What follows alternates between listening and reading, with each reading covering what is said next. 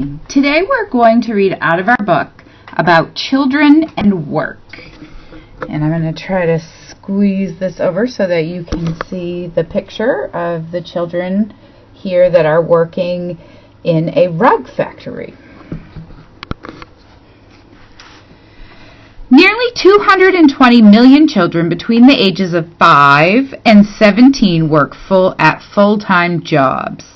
That's crazy to me. Age 5 working a full-time job. Many work for families, their own families or other families. They do unpaid or poorly paid work, often farming or household labor, rather than going to school.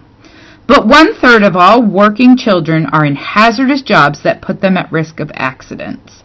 So I'm not totally surprised that kids stayed home and helped out with the farm or the family or the kids instead of going to school. I don't agree with it, but I wasn't surprised.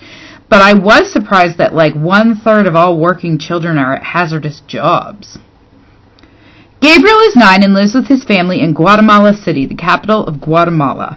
Guatemala is located in Central America. His older brother attends school, but there's no money to send Gabriel, and so he works at whatever jobs he can. Recently, he found work in a fireworks factory, a dangerous job because of all the chemicals and the possibilities of explosion. About 1/4 of all children in Central and South America work, and 18 million of them are under the age of 14. So that's like a little detail that really backs up that shock I had of 1/3 of all kids work in hazardous jobs, that 18 million are under the age of 14. Most work in factories or on farms for very low wages. Nasir, age 9, and Omar, age 10, live in Pakistan and work in a rug factory. The factory boss likes having boys work for him. Boys are cheaper to hire than men, and their small hands are well suited to the delicate work. However, the conditions are not good for kids. They work 6 or 7 days a week and must stay in one position for many hours at a time. Wow, working every day of the week as a kid. In Pakistan, 8.6 million children under the age of 18 work than rather go to school.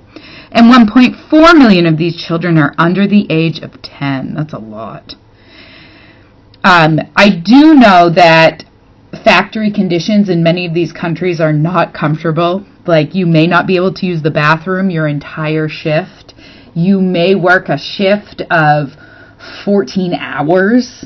You may get like 10 cents a day for working those 14 hours. I know that the pay is not good. The conditions aren't good. It's hot. There's dangerous. There's probably not fire exits. And so not only are these bad jobs, but they call them sweatshops. These are children that are working in them. 8-year-old Kumba lives with her family in Liberia outside the capital of Monrovia. The closest school is far away, and the family has no money to send Kumba or her sister there. Also, Kumba's parents have decided to keep the girls home to help fetch water and firewood, tend to the garden, prepare meals, clean up, and help with the washing. In Liberia, about 1/3 of school-age children do not attend school. Instead, they labor on family farms and rubber plantations, in mines, so like going underground, on fishing boats and in fish plants, and unloading and loading trucks. They also work as market or street vendors or beggars or household servants. So I was a little shocked with how many kids were under the age of 14. I was also a little bit shocked about some of the jobs that they had to do working in a fireworks factory. I could only imagine how dangerous that would be. And that's today's Read Aloud.